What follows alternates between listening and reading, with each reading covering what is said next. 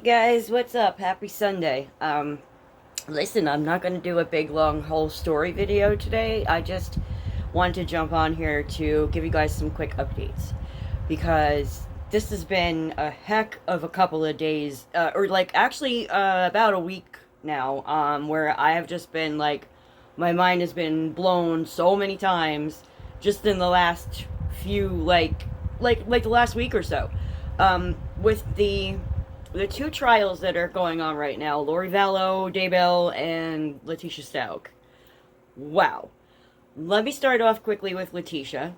Um, she is.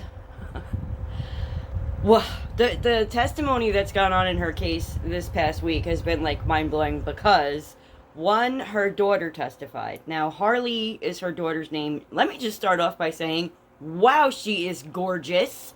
Like, how does someone that beautiful come from somebody that scary and hideous? I don't know, but my god, that girl is gorgeous and very well spoken, very sweet. I feel so bad for her that her mom is a complete lunatic, and she probably had a really rough life because of Letitia.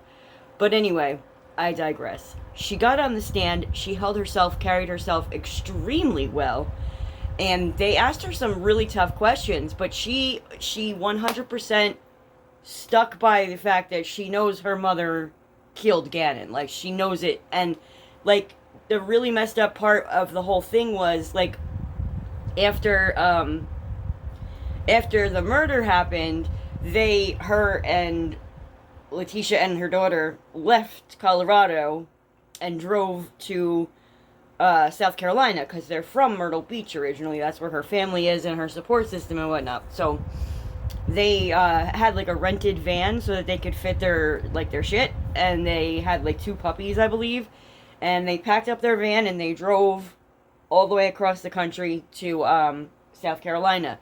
Now, the entire time they were doing this, Gannon's dead body was in the back of that van in a suitcase, and Harley had no idea. That is a fucked up situation. Like, imagine being with your mom, who's like a suspect in a murder case, driving across country, because, you know, for the most part, Letitia's like running at this point, because she knows she's gonna get busted. She knows, like, they're after her and they're onto her stupid shit. Like, she knows that her time is running out. So she's like running, fleeing this case, and Harley doesn't know about it.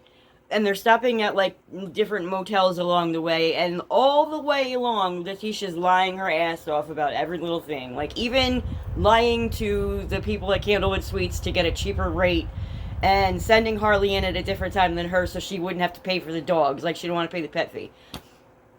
Dude, it's not even a pet fee. It's usually a deposit, and you get it back as long as your dogs don't destroy the room. Like, fucking people. Anyway, and yeah, I have 30 years of hotel experience. I know this. Like, some places they have a pet fee, but more times than not it's a deposit, and they just make sure that you know, have credit on your card in case your dog like eats the carpet or something. You know what I mean? Like, anyway, so, oh, and she also was lying and saying she was with some company and she got like a discounted rate too. Like, how, what, all this woman does is lie. So, yeah, and I'm not really mad about the hotel thing. I'm just pointing out that, like, she lies about everything. She lies like she breathes. Like, there's just, it's like, wow, with this woman. And, like, then we got to hear a lot of the phone calls between the husband, or, you know, Gannon's father and her.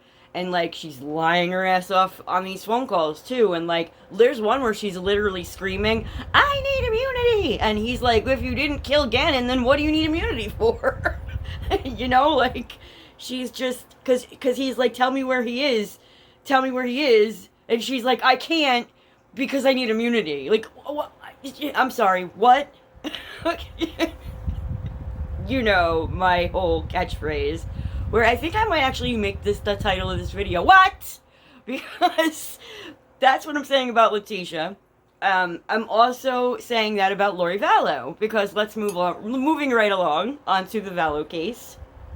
Now, this, again, we can't see it, but we can hear it because there's no cameras in the courtroom in this situation. But there is like reporters in there, and there's audio, so we can listen to the testimony.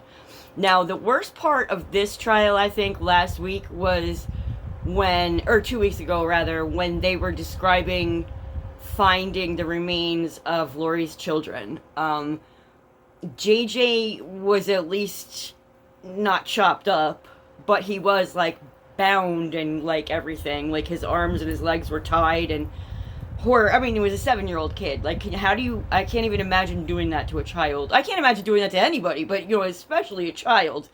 And then Tylee, this was really bad. Like, they chopped her up and tried to, like, burn the body, but I guess it wouldn't burn, so they ended up, like, putting what was left, which was basically just, like, chunks of, like, flesh and pieces of organs and shit, and, like, stuffing it all into a bucket. And the bucket started to melt because the stuff was hot. They were trying to, like, burn her. And they said that they found, like, pieces of skull, so, like, and to the point where, like, you could make out orbital sockets, and, like, that was hideous to have to, like, hear it. And imagining that they're sitting in the courtroom seeing it, dude, I would lose my lunch. No doubt, I'd be barfing everywhere. That's fucking gross. And Lori asked to be excused. She asked them, can I just go back to jail? Like, basically, she didn't want to be in the courtroom having to see and hear that shit. And the judge was like, hell no, you're gonna sit here and listen. Oh! I left something out about Letitia. Yeah, I'll get back to that. So, let me finish up about Lori real quick. The judge said hell no, she has to stay and, like, listen to and hear everything. Then they had the, wife of Lori's brother testify, and also Melanie Gibb. Now, Melanie Gibb and this woman who was married to Lori's brother, Alex, her name is Zulema. Zulema and Melanie were, like, true believers of this ridiculous, fake LDS offshoot Mormonism, weird crap-ass, psychopathic religion that Chad Daybell and Lori Vallow, like, made up. It was, like, called, like, the 144,000 religion or some shit. Like, I don't know. Like, supposed to be, there's only gonna be, like, that many people that are left after the end of the world. Like, you know how, like, in my previous video, I was explaining, it's like the whole, like, Left Behind series, kind of, sort of. Like, that's their, like, mentality, is that the world's gonna end, like, in, like, these massive, like, earthquakes and volcanoes and shit, and, like, everyone's gonna die except for these 144,000, and, like, Lori and Chad are, like, in charge of everybody, because they're like gods, right? And now Chad hears from God himself, and Chad is, like, like, the messenger or something, some bullshit, right? So Chad tells Lori that, like, people are either light or dark, and then, like, he had, like, a whole list of, like, everybody they know, and, like, it said, like, whether they were light or dark, and, like, what number of light or dark, like, dark 3 or dark 4.5, it's stupid shit, like, that made no sense.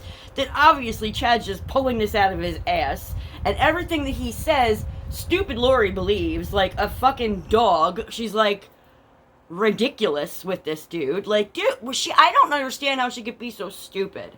Like, how she can go from believing in, like, the Mormon religion and God and everything, and, like, being all, like, righteous and good, and knowing all the scriptures by heart, and granted, I am not religious at all, I don't know anything about it, but, like, religion's supposed to be a good thing. God's supposed to be good. You're not supposed to be out there killing people.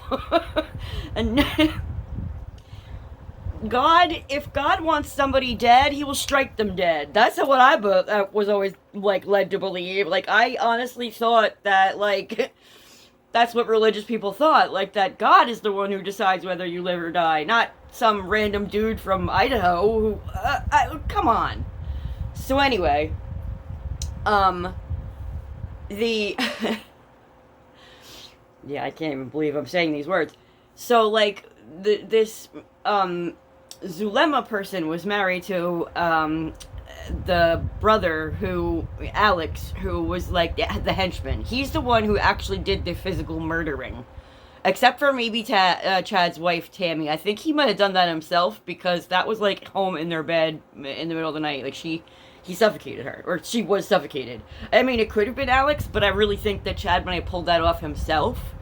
Not 100% sure, but then that got passed off as, natural causes anyway, because they didn't want a autopsy because they're all like religious, and the truth of the matter is Chad didn't want an autopsy because he wanted them to believe it was natural causes, even though I think she was only like 39 or 40 something. Like, she was way too young to just die. Like, it's ridiculous.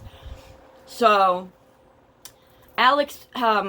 Chad told Alex that he's supposed to marry this lady Zulema, and they barely knew each other, and she just said like he made her laugh a lot, whatnot. But Alex ended up dead in her bathroom, like, right after, like, it was crazy. Like, it was just, like, it made no sense, and I actually don't know. I personally think Alex might have killed himself.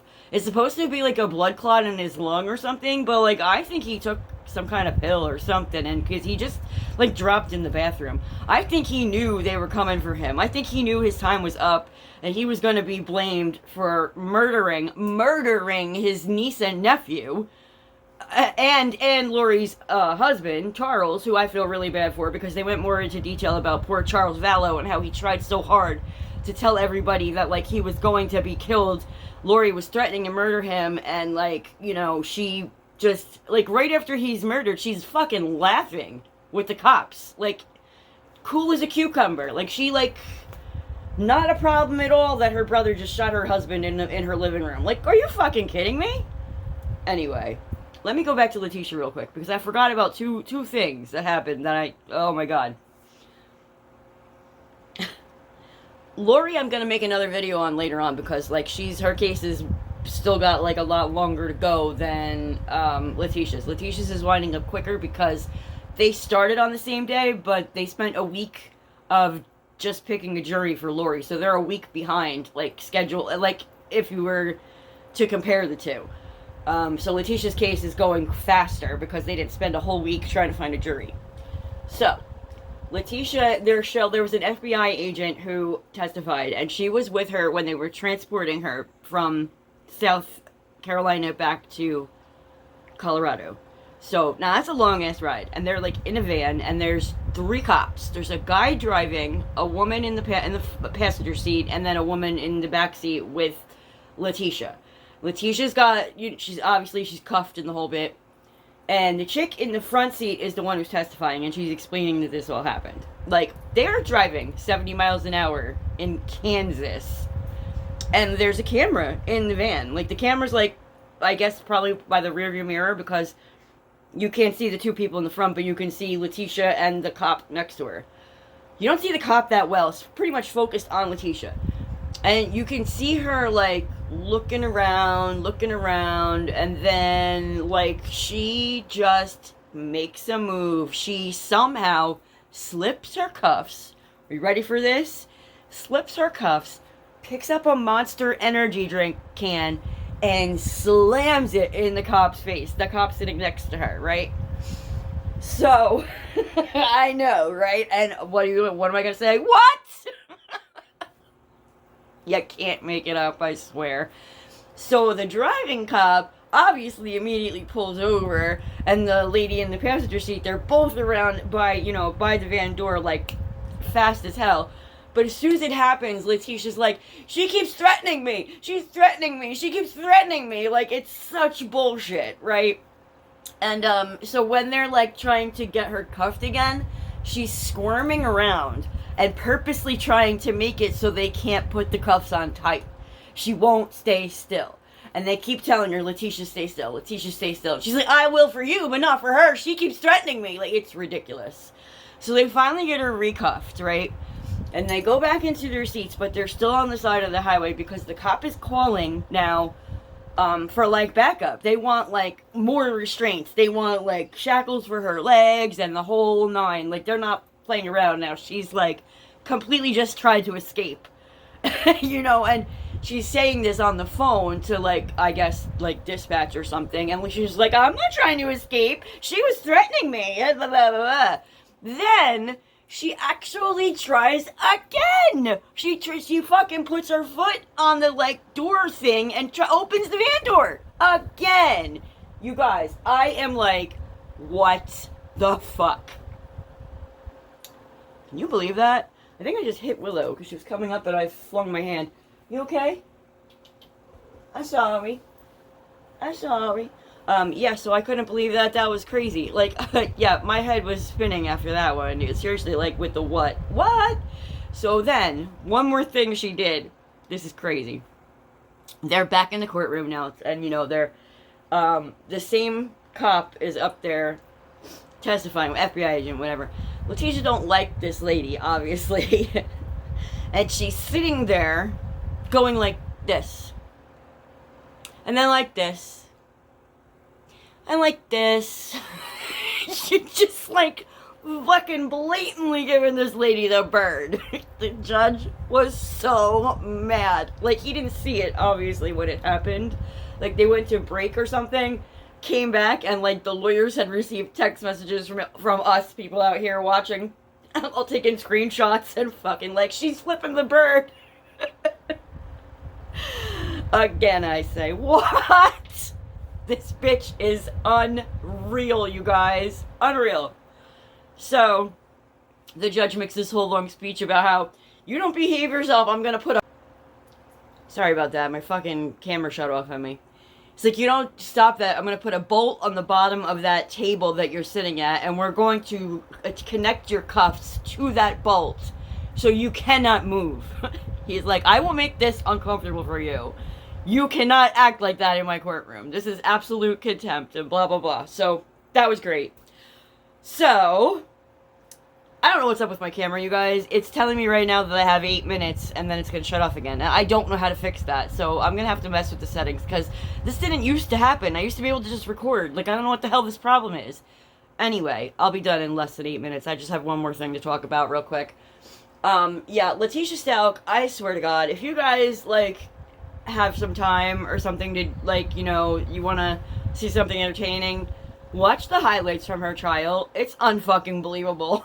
I can't believe the blatant lies and the ridiculousness of this woman, and that she actually thinks she's gonna get insanity. No, everything she does is calculated. Everything. She knows exactly what she's doing, and she knows right from wrong. It's obvious. Alright, so the last thing I wanted to say is, and I just found this out, like, literally like an hour ago. Shout out to Harsh Reality and JB Gunner. You guys, like, I saw it when the news broke. Okay, Idaho 4, right? We all know Brian Kohberger is in jail, and his attorney is this lady named Ann Taylor, who's like a big deal in the state of Idaho. She's the highest ranking, like, free lawyer, you know what I mean, the lawyer that the state gives you. I can't think of the fucking word right now. But anyway, she's, put out, a subpoena for Bethany Funk. Now, okay, I heard that Bethany was subpoenaed and she's gonna, like, have to testify, but I was thinking that the prosecution called her. But it's not. It's the defense. What the fuck does this girl know? It's freaking me out. Like, because I heard about the fact that she got subpoenaed, but I didn't hear that it was by the defense until these two guys put out videos this morning, and I'm like, oh my God, are you kidding me? Like, I'm shocked. I don't know, like, I'm in complete agreement with them. Like, this is not good. This looks like, why would Brian Kohberger say we need this girl to come in here and testify? What, did he have a relationship with her? Did she know him? Is he gonna say that, like, he was there because they're, like, banging or something? I'll be shocked, because we don't hear anything about Bethany at all. We don't hear, she's not much mentioned in the affidavit, except that she lives there and that she was in the basement bedroom, but, like, nothing about any, like, she didn't hear anything, or there's nothing in there. We haven't heard anything from her. The only thing I remember hearing about Bethany is that she got a tattoo with Dylan, like, right after it happened. They got the wings with their initials. But if it turns out that she knew Kohberger and, like, he had a reason to be in that house, or, like, that he had been there previously to, like, hang out with her or some shit, that's not good. Because they're gonna have a hell of a time proving their case if, like, Brian and Bethany have a relationship. Yeah. So, one more time. What? So, you see what I'm saying? Like, I had to come on just and, like, let you guys know these couple of things that have come out, like, lately. That I am just... Wow. Letitia's gonna get found guilty. I'm not even... I think the jury is probably, like, just... They're like, this is a waste of time. We've known she was guilty, like, 3 days ago. Or, you know, like, we knew she was guilty, like, the second day. You know what I mean? Like... She's told so many stories, and, like, she actually tried to, like, blame this on somebody. Like, she looked up sex offenders in the area, picked a name, and said, that guy raped me and took Gannon away. Like, are you kidding me? Like, that was one of her many stories. I've covered it all on my video about her. If you guys want to watch it, it is on my channel. It's rather long, but that's because I read the entire, like, 39-page probable cause affidavit, so you can see why they arrested her and everything. It's wild. And her case is, wow. And Lori Vallow, what a fucking whack job. Honestly, though, the more time goes by, the more I think it's really not fair that she's probably going to end up doing life. Because she needs help. She's a whack job. And if we are a country that doesn't, like, I don't know, hold people... like, accountable. If we're not a country that will prosecute someone for being mentally ill, then maybe we shouldn't be. You know what I mean? Like, maybe she should be in the hospital. But I don't know. I mean, that's my opinion. I digress. Anyway, I'm gonna go because my clock is running out. I have to figure out what's up with this camera, you guys. But yeah, that I just had to tell you that stuff. And let me know what you think. Like, hit me up in the comments. Like I always say, let me know. And as always, I'm gonna stick my information on the bottom here since I'm still not a monetized channel. And I love you guys, and I'll talk to you soon. Bye!